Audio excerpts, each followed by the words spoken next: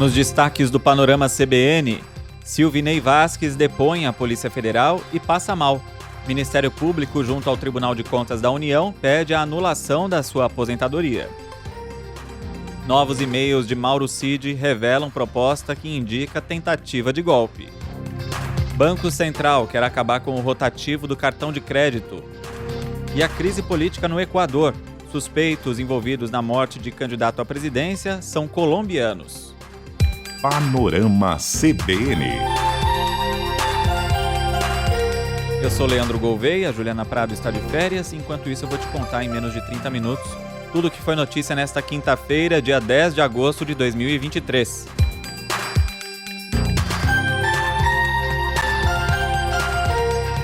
O ex-diretor da Polícia Rodoviária Federal, Silvinei Vasquez, prestou depoimento por cerca de 3 horas na sede da Polícia Federal em Brasília. Até o momento em que eu gravo esse podcast, ainda não havia sido divulgado o conteúdo. Havia a expectativa de que a PF oferecesse a chance de Silvinei fazer uma delação premiada, com o intuito de saber quem deu ordem para a Polícia Rodoviária realizar a ação que bloqueou rodovias no segundo turno das eleições. Durante o depoimento, Silvinei passou mal e precisou ser atendido por socorristas da Superintendência da PF. Uma fonte ligada à investigação disse à CBN que o ex-diretor chegou ao prédio por volta das 2 da tarde, já dizendo que estava se sentindo mal. A informação é de que ele estava sofrendo um pico de pressão alta. O depoimento foi interrompido por alguns minutos, mas foi retomado. Nessa quinta, o Ministério Público, junto ao Tribunal de Contas da União, pediu ao presidente do TCU para anular a aposentadoria de Silvinei, que recebe salário integral, e também para que os valores pagos sejam devolvidos aos cofres públicos. Ele foi aposentado na reta final do governo Jair Bolsonaro. Hoje ele tem 48 anos de idade. O pedido do procurador Lucas Furtado cita que a aposentadoria foi concedida mesmo com ele sendo réu em processos de improbidade administrativa, já que na campanha pediu votos publicamente para Jair Bolsonaro. Furtado alega que a aposentadoria é ilegal porque ele responde a processos que poderiam acarretar na perda do cargo caso ele estivesse na ativa. E o ex-ministro da Justiça, depois de falar à CPMI dos ataques golpistas no Congresso, prestou depoimento na CPI dos atos antidemocráticos, que está em andamento na Câmara Legislativa do Distrito Federal.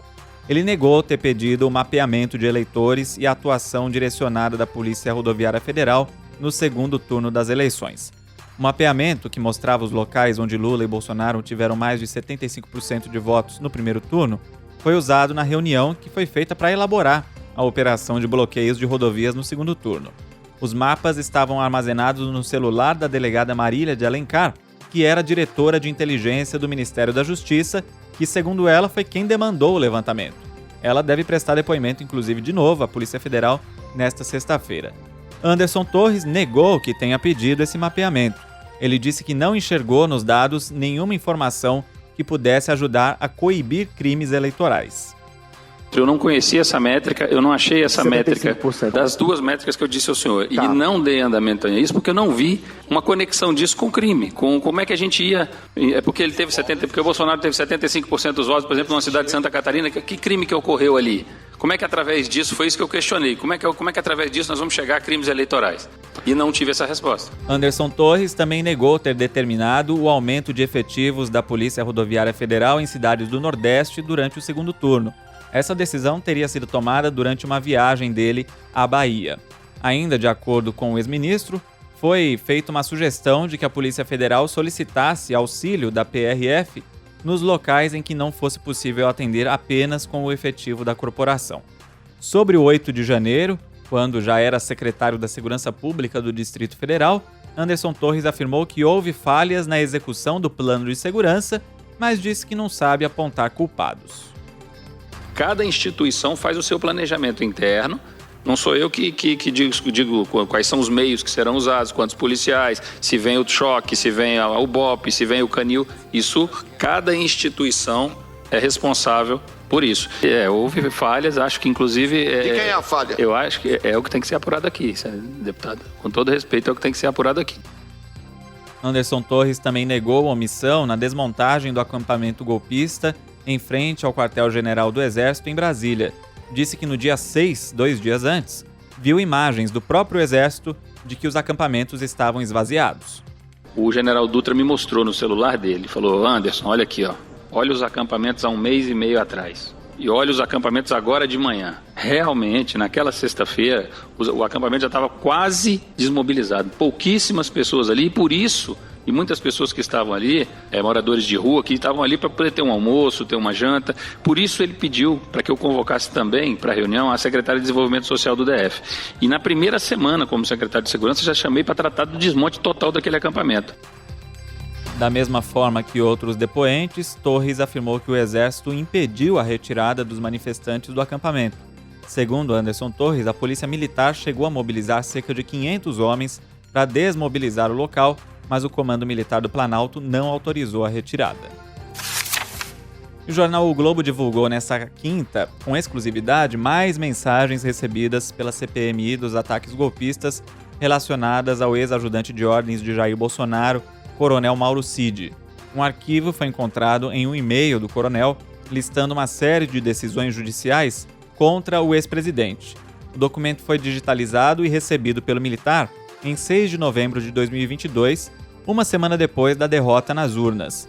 No fim do mês, Mauro Cid enviou para si mesmo no WhatsApp uma minuta golpista, fazendo referências ao que foi classificado como, entre aspas, decisões inconstitucionais do STF.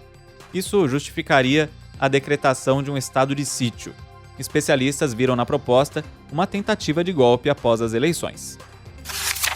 E o ministro Alexandre de Moraes, do STF, atendeu a um pedido da Procuradoria-Geral da República e determinou que redes sociais enviem postagens do ex-presidente Jair Bolsonaro sobre eleições, Tribunal Superior Eleitoral, Supremo Tribunal Federal e Forças Armadas.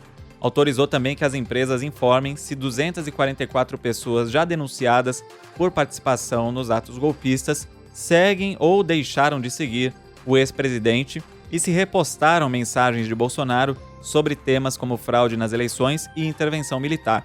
O objetivo é mapear o impacto das publicações do ex-presidente, que é investigado no inquérito que apura os autores intelectuais e instigadores dos atos golpistas de 8 de janeiro. Nessa quinta, o presidente Lula falou da operação da Polícia Rodoviária no segundo turno das eleições. Disse que o governo de Jair Bolsonaro desembolsou muito dinheiro tentando comprar votos e fazendo operação para impedir pobre de votar. E Deus é tão grande que hoje eu estou aqui. E aonde estão os que me acusaram? Quase 300 bilhões de reais. Foi jogado dinheiro no ralo para ver se comprava voto. Foi utilizado e tentaram corromper a Polícia Rodoviária Federal para não deixar pobre votar. Pois bem, eles não constavam que Deus é maior do que tudo isso. Ele não contava que a gente ia ganhar as eleições. E o presidente Lula, também o ministro de Portos e Aeroportos, Márcio França, assinaram uma portaria determinando quais voos os aeroportos Santos Dumont e do Galeão, no Rio de Janeiro, poderão atender. A portaria define um limite de até 500 quilômetros para o Santos Dumont, o que compreende São Paulo, Belo Horizonte e Vitória, principalmente. Brasília está fora por enquanto. Voos com mais de 500 quilômetros de distância e os internacionais serão centralizados no Galeão. A medida passa a valer a partir de 2 de janeiro de 2024. E o Supremo Tribunal Federal vai retomar na semana que vem o julgamento das ações que questionam a criação do juiz de garantias, que é um magistrado que atuaria apenas na fase de instrução dos processos para garantir direitos individuais de quem é investigado. O caso foi interrompido após a manifestação do ministro Cristiano Zanin, que se posicionou a favor da implantação em seu primeiro voto na corte. Zanin disse que essa figura pode mudar o rumo da justiça brasileira e tornar o sistema penal mais justo ao garantir maior probabilidade de julgamentos imparciais e independentes. A imparcialidade do juiz, conforme a balizada doutrina, é o princípio supremo do processo penal. É imprescindível para a aplicação do garantismo no âmbito do processo penal. No entanto, a imparcialidade é uma construção técnica artificial do processo penal, conforme leciona Aury Lopes Júnior, e por isso não faz parte necessariamente da natureza humana. Cristiano Zanin foi advogado do presidente Lula, que teve as sentenças na Lava Jato anuladas depois que o ex-juiz Sérgio Moro foi considerado parcial. Zanin concordou com o ministro Dias Toffoli e defendeu a implantação do juiz de garantias com um prazo de 12 meses. Agora o placar está em 2-1 a favor do juiz de garantias. E após uma série de negociações, o presidente da Câmara, Arthur Lira, afirmou que o projeto de lei dos direitos autorais deve ser votado na próxima semana, na terça-feira. De acordo com o deputado, já houve acordo entre os artistas e a Associação Brasileira de Emissoras de Rádio e Televisão. Desde o começo da semana, Lira e Elmar Nascimento, que é o relator do projeto de lei, têm tentado um acordo sobre o pagamento de direitos autorais por conteúdos audiovisuais publicados nas plataformas, inclusive conteúdo jornalístico. Após reunião nesta quarta-feira, foi definido que o relator deve incluir um prazo de 3 anos para que as emissoras de TV brasileiras comecem a pagar uma remuneração compensatória aos artistas. O projeto, de autoria da deputada Jandira Fegali, do PCdoB, inclui trechos do PL das fake news, que foi desmembrado. O texto a ser votado na próxima semana ainda está em construção, por isso pode passar por mudanças. E o presidente do Banco Central falou sobre a ideia de acabar com o rotativo do cartão de crédito, que agrega juros sobre juros quando o consumidor não consegue pagar a fatura do cartão. Campos Neto citou que houve aumento elevado no número de parcelas e cartões circulando no mercado. Em 2 anos, olha só, passou de 100 milhões para 215 milhões os cartões de crédito no Brasil. A inadimplência para esse tipo de operação chega a 50%. No lugar, o Banco Central avalia enviar o devedor para um parcelamento de forma direta e aplicar uma taxa menor do que os atuais 15% ao mês. E a solução está se encaminhando para que não tenha mais rotativo, que o crédito vai direto para um parcelamento, que seja uma taxa ao redor de 9%, ou seja, você extingue o rotativo, quem não paga o cartão vai direto para um parcelamento de ao redor de 9%, e a gente cria algum tipo de tarifa, né, para desincentivar esse financiamento, vamos dizer, esse parcelamento sem juros tão longo. Não é proibir o parcelamento sem juros, é simplesmente tentar fazer com que eles fiquem um pouco mais disciplinados de uma forma bem faseada para não afetar o consumo. Os juros do rotativo ficam em 450% ao ano, é a maior taxa do mercado financeiro. Em abril, o ministro da Fazenda, Fernando Haddad, disse que pretendia negociar com os bancos a redução dessa taxa. O volume de serviços prestados cresceu 0,2% em junho na comparação com o mês anterior, quando tinha subido 1,4%. Na comparação com junho do ano passado, o volume cresceu mais de 4% e tem acumulado de 6,2% nos últimos 12 meses. Nos Estados Unidos, pela primeira vez em mais de um ano, a inflação anual acelerou 3,2% no acumulado de 12 meses até julho. Gastos com moradia pressionaram o índice, mas a tendência é de queda, ela deve rondar esse patamar de 3%. E no mercado financeiro, o índice Bovespa teve uma queda leve de 0,11% aos 118.279 pontos. O dólar comercial caiu 0,4% e vale R$ 4,88. O euro também caiu 0,4%, cotado agora a R$ 5,36. Agora eu trago o recado do patrocinador desse podcast e na sequência eu volto com mais jornalismo.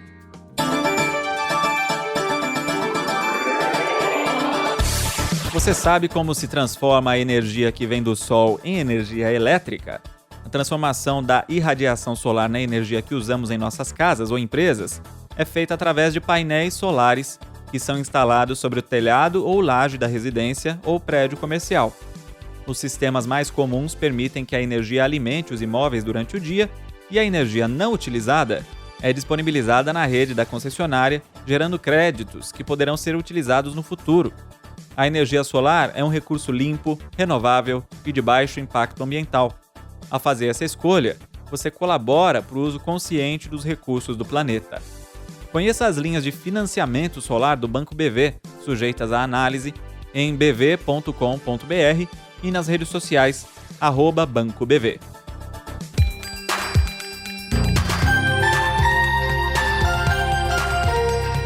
De volta com o jornalismo, nessa quinta o presidente Lula comentou o assassinato de um menino de 13 anos pela polícia no Rio de Janeiro. Tiago Flauzino foi morto durante uma operação na madrugada de segunda-feira em Cidade de Deus. O tio dele, Hamilton Bezerra, disse que imagens de uma borracharia mostram que Tiago já estava no chão quando foi baleado pela segunda vez. Lula disse que o policial que matou o menino é despreparado e irresponsável.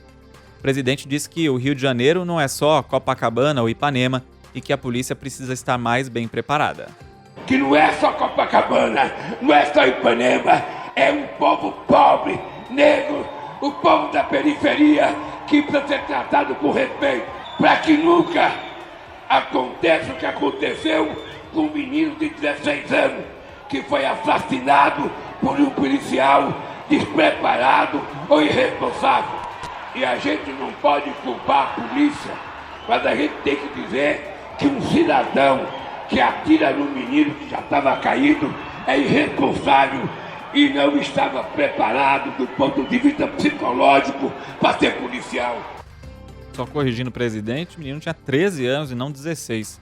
Lula estava num palco com diversas autoridades e se voltou para o governador Cláudio Castro. Disse que não queria criticar ninguém em específico, mas que o governador e ele, como presidente, deveriam se comprometer para preparar melhor a polícia. Em São Paulo, dados da Secretaria da Segurança Pública sobre o número de policiais militares presentes nas ações que resultaram em 16 mortes no Guarujá e em Santos divergem do registrado nos boletins de ocorrência da Polícia Civil. Em nota enviada à imprensa na última segunda-feira, o governo Tarcísio de Freitas afirmou que 16 policiais atuaram nessas ações. Mas os boletins de ocorrência da Polícia Civil mencionam a participação de 29 agentes, 13 a mais do que o informado pela pasta. A informação foi apurada pelo portal Metrópolis e confirmada pela CBN, após a análise de mais de 10 boletins de ocorrência dos confrontos. O ouvidor das polícias de São Paulo, Cláudio Aparecido, questionou essa inconsistência. Aí a gente precisa ver quem é que está equivocado com esse número, né? Se é a própria Secretaria de Segurança Pública ou se são os registros, os quais eu acho difícil de terem errado. Inclusive porque eu penso que nenhum policial vai se apresentar na delegacia no momento do registro de uma ocorrência para dizer que ele estava envolvido nessa ocorrência, a não ser que ele esteja mesmo. Segundo a Secretaria da Segurança Pública, imagens de 10 das 16 ocorrências que resultaram em morte por ação policial foram enviadas ao Ministério Público. Agora resta saber se os PMs que não foram mencionados pela pasta integravam batalhões que possuíam câmeras corporais. Ao ser questionado nesta quinta sobre as inconsistências, o governador Tarcísio de Freitas não respondeu. Na quarta, ele disse que, ao conversar com os policiais, não viu uma tropa exaltada ou descontrolada, mas sim extremamente equilibrada e consciente do que tinha que ser feito. O governador acrescentou que a polícia não possui câmeras para todo efetivo. E a Polícia Federal fez uma ação contra o recrutamento de adolescentes para o Estado Islâmico. 3 mandados de busca e apreensão foram cumpridos em São Paulo e no Rio de Janeiro, como parte de uma investigação que surgiu em Minas Gerais. A apuração começou após a prisão de um homem no Aeroporto Internacional de Guarulhos, em São Paulo, no dia 11 de junho. Segundo a PF, o homem saiu de Uberlândia, no Triângulo Mineiro, e depois da conexão com São Paulo, embarcaria para Doha, no Catar. Ele foi preso no portão de embarque. A investigação apontou que ele aliciou, através de aplicativos de mensagens, jovens adolescentes para promoverem e integrarem a organização terrorista. A conduta configura o crime de corrupção de menores, previsto no Estatuto da Criança e do Adolescente. A pena é de 1 a 4 anos de reclusão para cada jovem recrutado. Como a conduta visou induzir os menores a cometer infrações previstas na Lei de Terrorismo, as penas são aumentadas de 1/3, podendo chegar a 8 anos de prisão. O velório do diretor teatral Aderbal Freire Filho lotou o Teatro Poeira, em Botafogo, na zona sul do Rio. O local é propriedade da viúva de Aderbal, a atriz Marieta Severo. O diretor morreu na quarta-feira, aos 82 anos. Ele estava internado no Hospital Copa Star para tratar complicações de saúde causadas por um AVC sofrido em 2020. A atriz Elisa Lucinda disse que Aderbal irá fazer muita falta para o setor artístico brasileiro e ressaltou a combatividade do diretor nos tempos da ditadura. Eu achei ele um invencionista. Ele deixa o legado da dedicação e de acreditar que através da linguagem teatral pode produzir transformações na sociedade. Ele sempre esteve na linha de frente dessa inteligência do teatro brasileiro, mesmo quando eram tempos pérfidos da ditadura que caçava pessoas como ele. Então, assim, são sobreviventes. E, no entanto, sobreviveram e ainda deixaram essa força dentro da gente.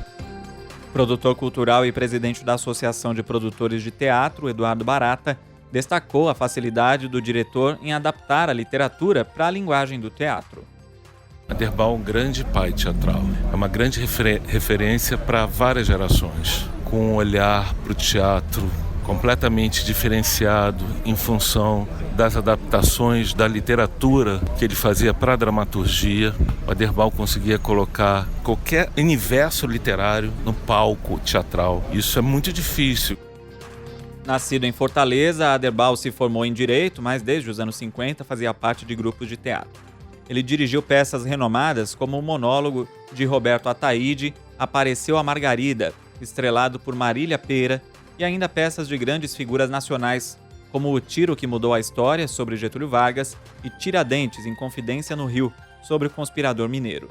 Além de ator e diretor, Aderbal foi apresentador de 2012 a 2016 do programa Arte do Artista, na TV Brasil. Ele era casado com Marieta Severo e deixa 2 filhos, Aderbal e Camilo. Agora, o dia seguinte à morte do candidato à presidência do Equador, Fernando Villavicencio. Ele estava em 4º ou 5º lugar nas pesquisas eleitorais e foi assassinado com 3 tiros na cabeça na saída de um comício. Segundo autoridades do país, os 6 suspeitos presos por envolvimento no crime são colombianos e pertencem a uma organização internacional. Um 7º suspeito que foi morto no tiroteio também era colombiano. O ministro do Interior do Equador, Juan Zapata, não confirmou se eles pertenciam ao grupo criminoso Los Lobos, que é do Equador. A facção, considerada a 2ª maior do país, reivindicou a autoria do atentado. Quando era jornalista, Villavicencio fez uma série de denúncias de corrupção de governos de esquerda e direita. Ele focou a campanha presidencial no combate ao narcotráfico. Nas últimas semanas, falou que vinha sendo vítima de ameaças. Por causa do aumento da violência, autoridades eleitorais chegaram a recomendar que todos os candidatos utilizassem coletes à prova de balas. Em um comício dias antes do crime, Villavicencio chegou a falar sobre a recomendação, mas disse que não usaria o equipamento. Ariel Palacios, comentarista da CBN, explicou que o país virou um ponto de escoamento de drogas dos vizinhos. O Equador não produz droga, não produz a coca. A cocaína é produzida no Peru e na Colômbia. E o Equador acabou virando a via de escoamento dessa droga. Como havia menos segurança, digamos, o policiamento era menor, porque não era um país produtor, não é? Então, os portos equatorianos se transformaram nessa via de escoamento da cocaína feita nos 2 países vizinhos. E os cartéis mexicanos se instalaram para valer no Equador e, inclusive, em guerra entre eles. Né? Então, por causa disso, se tornou o grande problema equatoriano nos últimos 3 anos. O presidente Guilherme Lasso decretou estado de exceção por 60 dias e manteve as eleições presidenciais para o próximo dia 20. Apoiadores de Fernando Villavicencio foram às ruas para protestar contra o assassinato do político e cobrar medidas efetivas do presidente. E a empresa americana Virgin Galactic lançou o primeiro voo espacial com turistas. A viagem durou 1 hora. Entre os passageiros estão John Goodwin, um ex-atleta olímpico britânico que tem 80 anos e comprou a passagem 18 anos atrás. Também viajaram uma dupla de mãe e filha do Caribe, as primeiras cidadãs de Antígua no espaço. A empresária ganhou 2 ingressos numa rifa beneficente. A Virgin Galactic está competindo com a Blue Origin, de Jeff Bezos, no mercado de viagens espaciais.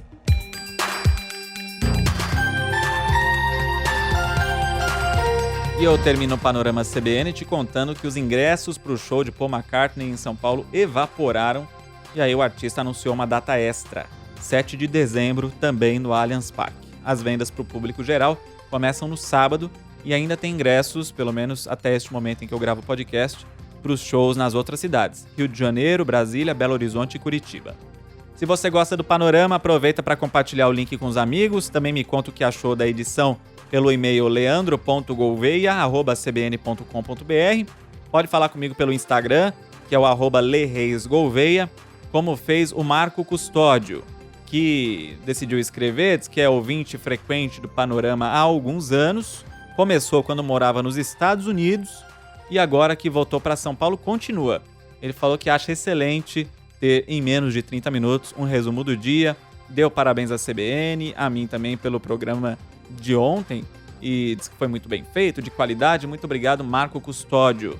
Também de São Paulo, a Fernanda Quintanilha, dizendo que os Panolovers amam a descontração com que as notícias são dadas diariamente. Falou que a única reclamação é que não tem Panorama no fim de semana. Será que a gente providencia para Fernanda Quintanilha? Ela disse que ouve a gente no home office, está trabalhando e ouvindo também o Panorama, ficando bem informada. Obrigado, Fernanda. A produção e o roteiro do podcast são feitos por mim e a edição e a sonorização pelo Anderson Wendel. Amanhã o Panorama da Manhã chega com Natália Furtado e eu volto à noite. Até lá!